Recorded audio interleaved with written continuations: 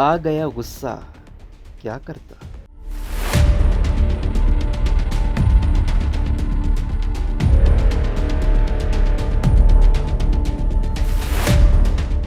मुसन्फ़ा और कालम निगार आमना मुफ्ती लिखती हैं कि पहली औरत की मौत जो मैंने देखी उसे उसके बाप ने पीठ से कर दिया था। इसके बाद एक औरत जो ज़िंदगी के दौरान पेचीदगी से मर गई थी क्योंकि मर्द डॉक्टर उसे हाथ नहीं लगा सकता था। तीसरी मौत उस लड़की की थी जो डॉक्टर बनना चाहती थी और भाई उसे दूसरे शहर नहीं भेजना चाहता था। मट्टी का तेल छिड़क कर जलाई गई। अब मैंने गिनना छोड़ दिया है, सिर्फ तब चौंकती हूँ जब कत्ल करने वाला कोई नया तरीका ईजाद करता है। इन अमवात में सिर्फ एक शय मुश्तरक थी, ये सब कत्ल लुत्फ लेने के लिए किए गए, अपनी ताकत और इख्तियार का लुत्फ। वो ताकत और इख्तियार जो मुआशरा मर्द को सिर्फ इसलिए देता है कि वो मर्द है। जिस्मानी बर्तरी दिखाने का इससे अच्छा तरीका और क्या होगा। मैंने मूंछों वाले उस जानवर को बर्राते, गुर्राते, चीखते, चिल्लाते और हाथ उठाते देखा है, खासकर जब सामने एक औरत हो। तब इस जानवर से अपना गुस्सा किसी तौर काबू नहीं किया जाता। मैंने वो लड़कियां और औरतें भी देखी जो जिंदा हैं। किसी के पाँव की उंगली फ्रैक्चर है, किसी की कलाई की हड्डी टूटी हुई है,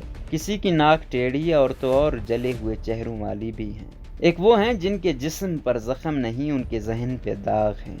हर वक्त बदकारी का ताना, किसी के साथ ताल्लुकात का शुबा, पोड़पन का तमगा, औलाद ना होने का दाग, बेटा ना होने की तोहमत, शौहर के दोस्तों के सामने आने का ताना, शौहर के दोस्तों के सामने ना आने का ताना, अपनी मर्जी से सब्जी वाले से हंसकर बात करने का इल्ज़ाम और देवर से घूंघट काढ़ लेने की बुराई। एक वो हैं जो इन सब फंदों से निकल गई, अपने ख्वाबों के पीछे वहां चली गई कि उनके नाम दुनिया ने याद कर लिए और चेहरे शनाख्त किए। अब दिन रात उन्हें फाहिश गालियों, नीच अलकाबात से नवाजा जाता है। जिन्हें कत्ल का ये तरीका पसंद नहीं, वो गरिस्ना आंखें लिए और बहती राल सड़पे बगैर उनकी खिदमत की बजाय उनके खदोखाल की तारीफ में मरे जाते हैं। बाकी मांदा जिनमें ये हिम्मत भी नहीं, बैठे हलाशीरी देते हैं और यूं ही होंठों पर जबान फेर के इंसानी खून का जायका चख लेते हैं। नूर के कत्ल तक और अब इसके बाद भी जो कत्ल होते रहेंगे, मुजरिम एक ही हैं, नाम मुख्तलिफ हैं, शक्लें और कौमियतें मुख्तलिफ हैं, मगर कातिल एक ही हैं। कत्ल करने और होने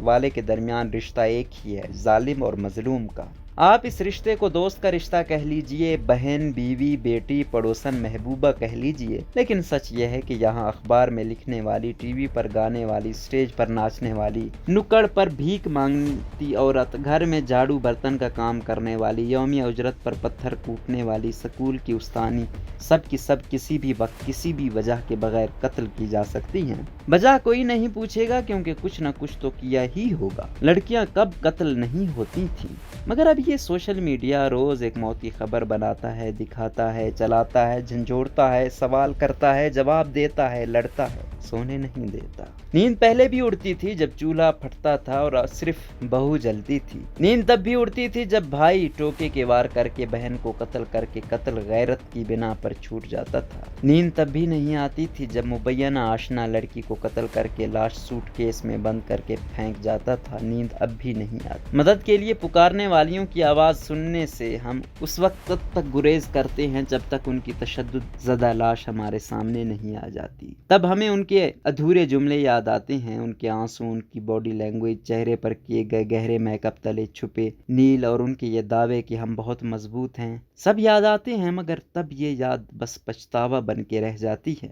मुजरिम अज़हान की परवरिश और उनके लिए दलील ढूंढने से खुद को रोकने में हमें अभी बहुत वक्त लगेगा, लेकिन अगर कोई मदद के लिए पुकारे तो चाहे ये पुकार कितनी ही मध्यम क्यों ना हो, सुन लीजिए। मुमकिन है कुछ अरसे में ये पुकार भी सुनाई न दे।